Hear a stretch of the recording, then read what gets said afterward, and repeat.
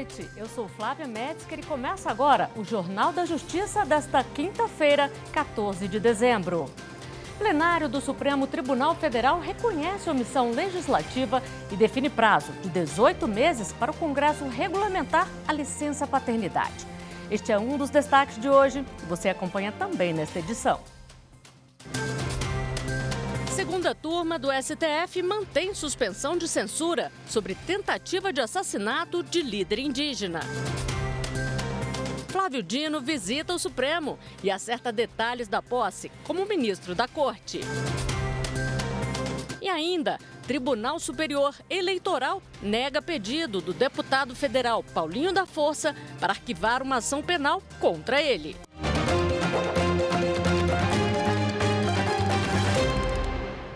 O presidente do Supremo Tribunal Federal, ministro Luiz Roberto Barroso, disse que a posse de Flávio Dino como integrante da Corte deve ser no dia 22 de fevereiro. Dino fez uma visita ao STF hoje à tarde, um dia depois de ter a indicação confirmada pelo Senado. A reportagem é de Viviane Novaes.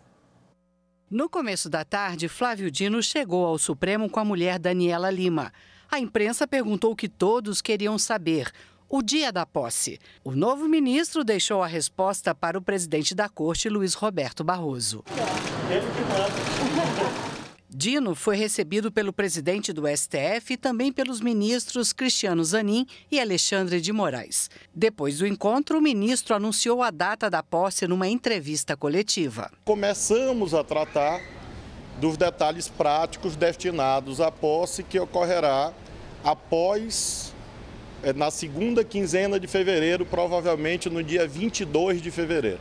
Flávio Dino disse que ainda fica algumas semanas no Ministério da Justiça e depois assume a vaga de senador até o dia 21 de fevereiro do ano que vem, véspera da posse no STF. O novo ministro comentou o papel da Corte na busca de entendimento. Nesse instante em que há uma demanda social por harmonia, por entendimento, por redução de conflituosidades institucionais, é evidente que o Supremo, pelo seu lugar, é uma instância que é decisiva para que isso ocorra no país, nos termos da Constituição e das leis. No começo da sessão plenária do STF, o presidente Luiz Roberto Barroso deu as boas-vindas ao novo procurador-geral da República, Paulo Gonet, que, assim como Flávio Dino, teve o nome aprovado ontem no Senado, depois de uma sabatina de quase 11 horas. Luiz Roberto Barroso também saudou a chegada de Dino à Suprema Corte. Inicialmente, juiz de carreira, aprovado em primeiro lugar no concurso para juiz federal, fez uma bela carreira na magistratura, presidiu a Associação dos Juízes Federais, foi secretário-geral do Conselho Nacional de Justiça. Depois é que ele foi para a política e agora está de volta ao direito e nós saudamos a chegada dele com muita alegria. Os senadores também aprovaram, nesta quarta-feira, Paulo Gonet para o cargo de Procurador-Geral da República. Em votação secreta, por 65 votos a 11, o nome de Gonet foi confirmado pelo plenário da Casa Legislativa. A posse foi marcada para a próxima segunda-feira, dia 18 de dezembro. E desde o dia 27 de setembro, com a saída de Augusto Aras, a PGR passou a ser comandada interinamente pela subprocuradora Eliseta Ramos. Hoje, na última participação dela no plenário do Supremo Tribunal Federal, Eliseta foi homenageada pelos ministros e agradeceu pelo tempo em que contribuiu com os julgamentos da Corte. Eu agradeço a gentileza e o respeito com que fui recebida nesta Corte Superior ao longo dos últimos 2 meses. Como é de conhecimento geral, sempre tivemos alma disposta a bem servir o país na chefia do Ministério Público Brasileiro até a decisão do senhor Presidente da República e do Senado Federal. Tenho no coração os dizeres do livro de Eclesiastes. Tudo tem a sua ocasião própria e há tempo para todo propósito debaixo do céu. Nestes breves meses, senti-me honrada em estar ao lado de vossas excelências. Muito obrigada. O Supremo Tribunal Federal reconheceu omissão do Congresso Nacional na regulamentação da licença paternidade. Parlamentares terão 18 meses para definir regras do benefício. Se a lei não for editada dentro do prazo, o Supremo irá fixar o período de licença paternidade. A repórter Marta Ferreira tem os detalhes. Atualmente, a licença paternidade tem 5 dias. Já a licença maternidade é de 120 dias. Isso porque, apesar de a Constituição de 1988 ter previsto o direito à licença paternidade, a medida nunca foi regulamentada em lei própria. Assim, continua sendo aplicada a regra de 5 dias prevista nos dispositivos de transição da Constituição. A Confederação Nacional dos Trabalhadores na Saúde entrou com ação no Supremo pedindo que fosse reconhecida a omissão legislativa para regulamentar o direito da licença paternidade. A ação começou a ser julgada no plenário virtual, mas um pedido de destaque levou a discussão para o plenário físico e o julgamento foi reiniciado. Na sessão desta tarde, o presidente do Supremo, ministro Luiz Roberto Barroso, apresentou uma modificação em um dos itens da tese apresentada por ele na sessão anterior, propondo o seguinte. 1. Existe omissão inconstitucional relativamente à edição da lei regulamentadora da licença paternidade prevista no artigo 7º, 19 da Constituição. 2. Fica estabelecido o prazo de 18 meses para o Congresso Nacional sanar a omissão apontada. 3. Não sobrevindo a lei regulamentadora no prazo acima estabelecido, caberá a este tribunal fixá-lo. O ministro Edson Fachin ressaltou ainda que essa diferença das licenças maternidade e paternidade não reflete a evolução dos papéis de homens e mulheres na família e produz impactos desproporcionais sobre a igualdade de gênero e sobre os direitos das crianças. De um lado, já reconhecer que a omissão constitucional se faz presente, em especial a atenção à primeira infância, porque aqui está em questão exatamente os cuidados com as crianças e a licença paternidade, portanto, tem esse sentido maior de proteção à família e, por outro lado, o Supremo já se alça numa mora que se torne contumaz para fixar, caso haja essa omissão reiterada ao fim dos 18 meses, o devido parâmetro. O plenário acompanhou o entendimento de Barroso. Com isso, a Corte decidiu que o Congresso Nacional deve regulamentar a licença paternidade em até 18 meses. O Supremo estabeleceu ainda que, encerrado o prazo sem uma nova regra para o benefício, o tribunal vai voltar a discutir o tema e estabelecer os parâmetros para o exercício desse direito. Hoje também, o plenário começou a julgar 2 ações que questionam a regra que obriga distribuidoras de TV por assinatura a incluir em seus pacotes gratuitamente o conteúdo de canais locais para todo e qualquer ponto do país em que haja uma estação retransmissora. O relator é o ministro Alexandre de Moraes. Ele votou pela validade dessa regra por entender que ela não viola a segurança jurídica ou o princípio da livre iniciativa, mas sim atende ao interesse público no serviço de radiodifusão e garante tratamento isonômico entre as retransmissoras. E a segunda turma do Supremo referendou decisão do ministro Edson Fachin contra a censura a uma reportagem publicada no portal G1 sobre a possível tentativa de assassinato de um líder indígena no Acre. Os ministros entenderam que a decisão da Justiça acreana violou o entendimento da Corte sobre liberdade de imprensa. Repórter Renato Rosa. A reportagem do G1 e da Rede Amazônica, afiliada da Rede Globo, mostrou a denúncia contra um policial civil que teria feito os disparos contra o líder indígena Benque Pianco, no dia 25 de fevereiro deste ano, no interior do Acre. Num dos trechos, a matéria destacou: a informação é que durante uma festa de aniversário na terra indígena Campa, o policial chegou no local embriagado, armado e fez ameaças ao líder indígena e sua família. Em seguida, foi contido pelos convidados. E ao chegar no porto da casa do Benque, ele sacou da arma e disparou. A Secretaria de Segurança Pública do Acre e a Diretoria da Polícia Civil anunciaram que as denúncias contra o policial não tinham fundamento. A pedido do agente, a Justiça do Acre, em primeiro e segundo graus, mandou suspender a veiculação da reportagem. Foi quando a emissora apresentou uma reclamação ao Supremo contra a censura. Ao analisar o caso, o relator, ministro Edson Fachin, ressaltou que a jurisprudência desta corte tem admitido, em sede de reclamação fundada no julgamento da DPF 130, que se suspenda a eficácia ou até mesmo definitivamente sejam cassadas decisões judiciais que determinem a não veiculação de determinados temas em matérias jornalísticas. No caso, a fundamentação adotada no ato reclamado não se revela proporcional para afastar a liberdade de expressão. Verifica-se que a censura ao texto da reportagem interfere de forma exorbitante sobre discurso de teor informativo em assunto de interesse público. Por unanimidade, a segunda turma do Supremo seguiu o voto do relator. Apesar da diretoria da Polícia Civil e a Secretaria de Segurança do Acre, na época, terem anunciado que as denúncias contra o policial civil não tinham fundamento, o Ministério Público Federal abriu 2 frentes de investigação por exigência da Corte Interamericana de Direitos Humanos.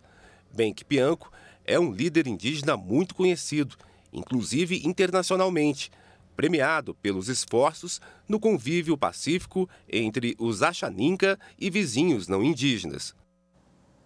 A seguir, TSE nega pedido do deputado federal Paulinho da Força para arquivar uma ação penal contra ele. Voltamos em instantes.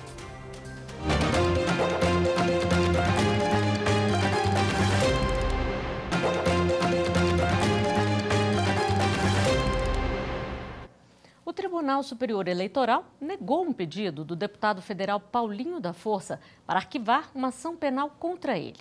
Paulinho da Força é acusado de receber doações da empresa JBS sem a devida contabilização nas prestações de contas das campanhas eleitorais de 2010 e 2012. O relator, ministro André Ramos Tavares, foi seguido por unanimidade.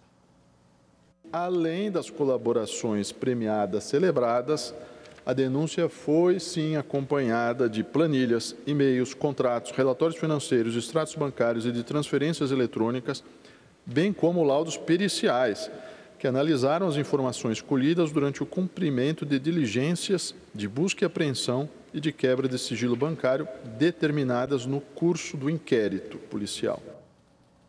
O Tribunal Superior do Trabalho, o Conselho Superior da Justiça do Trabalho e a Escola Nacional de Administração Pública assinaram um termo de adesão que disponibiliza acesso aos servidores da Justiça do Trabalho a centenas de cursos voltados ao serviço público. A reportagem é de Anderson Conrado.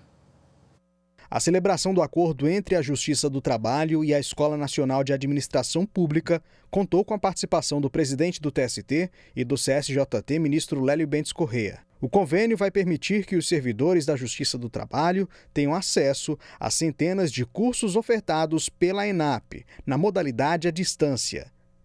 O diretor do Centro de Formação e Aperfeiçoamento de Assessores e Servidores do TST, ministro Cláudio Brandão, destacou que a parceria vai beneficiar principalmente os servidores da Justiça do Trabalho que atuam diretamente com os jurisdicionados. Os cursos da ENAP são cursos conhecidos pela excelência na sua formação e permitirá que o servidor de Vale, interior da Amazônia, interior da Paraíba, da Bahia, enfim, do Brasil inteiro, possa ter acesso à sua formação qualificada, repito, com cursos de excelência. Então é uma iniciativa muito bacana, eu acho que o tribunal avança bastante, o Conselho também, por aquilo que vai proporcionar de formação à nossa equipe de pessoal, servidores, magistrados, enfim, todo o nosso corpo de servidores. Os servidores terão acesso a cursos nas mais diversas áreas de interesse, como gestão pública, direito, tecnologia e inovação.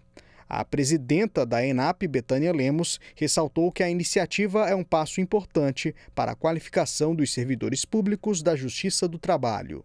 Esse acordo é um termo de adesão em que o TST se junta a uma iniciativa da ENAP de democratização do ensino, que é a Escola Virtual de Governo, uma plataforma que reúne cursos de diversas instituições voltadas para a temática governamental. Foi instalado em Brasília o Comitê de Assuntos Regulatórios da Câmara de Promoção de Segurança Jurídica no Ambiente de Negócios. Esse é o resultado de uma parceria da Advocacia Geral da União com o Ministério de Desenvolvimento, Indústria e Comércio. O repórter Wesley McAllister tem os detalhes. Foram convidados para integrar o comitê representantes de entidades como a Confederação Nacional da Indústria, Confederação Nacional da Agricultura, Confederação Nacional do Comércio, Confederação Nacional dos Transportes, centrais sindicais, Associação Brasileira de ONGs, FEBRABAN, OAB e o Colégio de Procuradores Gerais dos Estados. Eles já participam da Câmara. A iniciativa deve promover debates construtivos e permanentes com as entidades representativas da economia brasileira, com o objetivo de receber demandas relacionadas à prevenção e redução de litigiosidade. A nossa ideia na Câmara é a gente receber as demandas, né, tratar as demandas aqui de uma maneira, especialmente as que são transversais, e aí pode ser, né, que a partir da análise de um problema que a gente perceba isso aqui precisa virar um caso na SECAF. E aí nós vamos, né, como AGU, priorizar esse problema, priorizar a solução desse problema dentro do espaço competente que é a SECAF. Bom, também uma coisa que a gente espera fazer aqui é facilitar a articulação entre os órgãos e as entidades para identificar situações de incerteza jurídica. A Câmara, estabelecida pela Portaria número 110, de 15 de setembro de 2023, visa fortalecer os princípios de transparência, integridade, consensualidade, previsibilidade, diálogo e confiança recíproca. Além disso, busca eficiência, economicidade e boa governança para proporcionar segurança jurídica ao funcionamento do Estado brasileiro. A gente tem que olhar, né, o nosso conteúdo, o que é que nós produzimos, o que é que nós ajudamos dentro dessa política pública de regulação, na parte de demandas internas, harmonização de entendimentos. Então, o objetivo é juntar as 4 carreiras e dar uma resposta só. A proposta inclui a realização de consultas públicas ao longo de 2024, promovendo processos participativos de diálogo e debatendo questões cruciais para a sociedade. A Câmara também buscará formular diagnósticos e mapear desafios regulatórios em colaboração com o MDIC e outras pastas do governo. O podcast Contando, do STJ, encerra o ano de 2023 com uma discussão profunda sobre a violência doméstica. A jornalista Kátia Gomes apresenta histórias emocionantes de mulheres que sobreviveram ao ciclo de violência e conseguiram reconstruir suas vidas. Vamos conferir.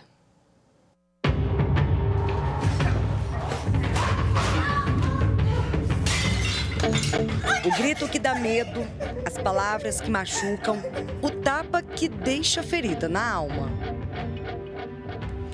A violência nem sempre é fácil de se perceber. Às vezes vem disfarçada de ciúmes, sentimentos de proteção e controle. Nessa nova temporada do Contando Causas, o podcast do STJ traz as formas de violência doméstica, como denunciar e retomar a vida longe do agressor. Afinal, quem ama não mata. Confira o podcast completo no Spotify e em outras plataformas de áudio. No próximo bloco, a gente mostra como foi a confraternização de Natal do STF. Voltamos já.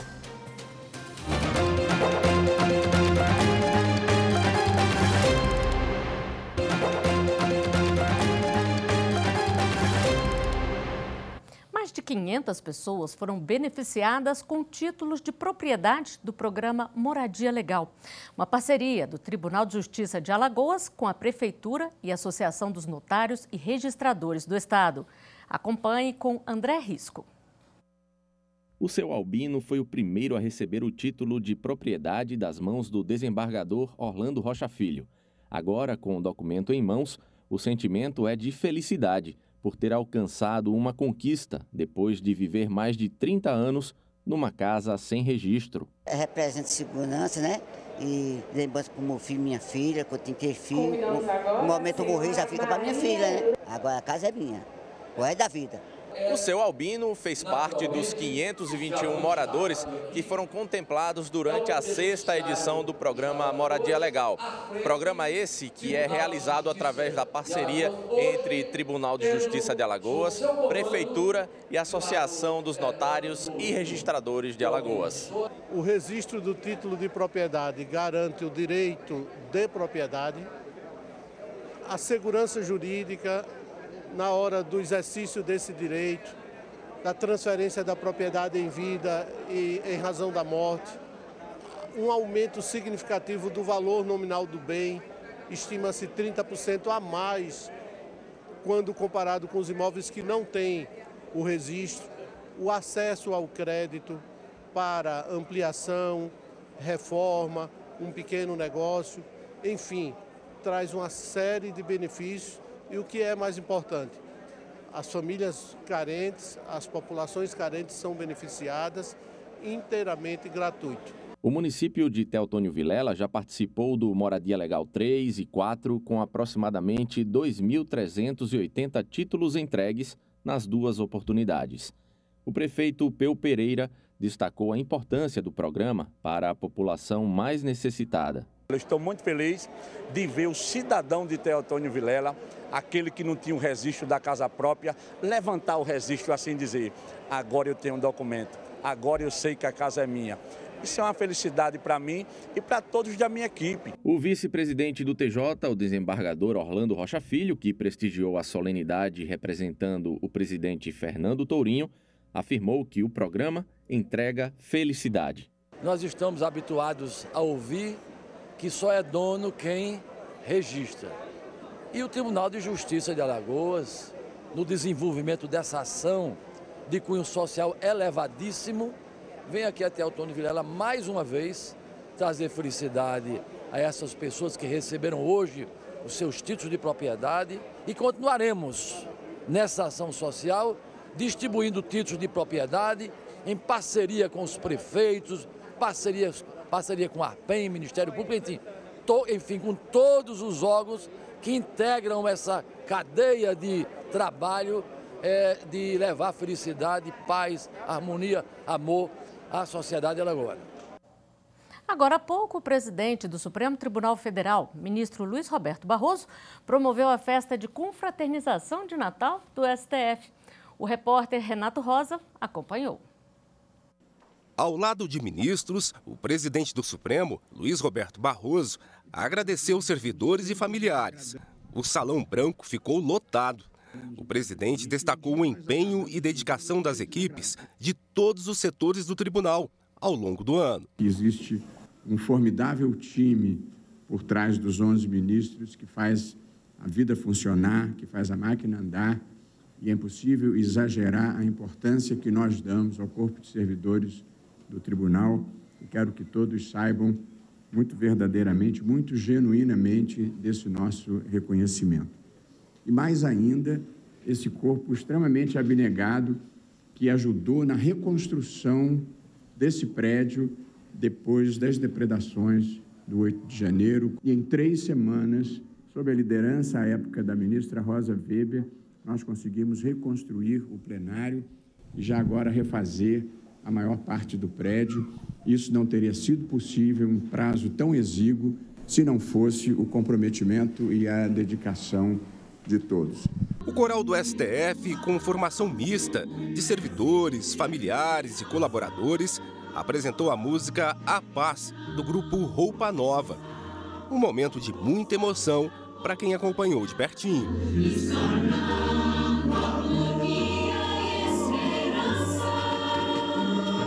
Depois foi a vez do coral, formado só por servidores do Supremo. Com os ministros no Salão Branco, crianças e pais aproveitaram para registrar o momento. Teve sessão de fotos, coquetel e, claro, que o Papai Noel apareceu na corte para alegrar a criançada.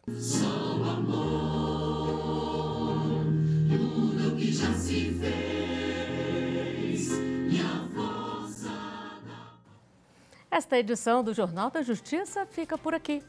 Obrigada pela companhia. Até amanhã.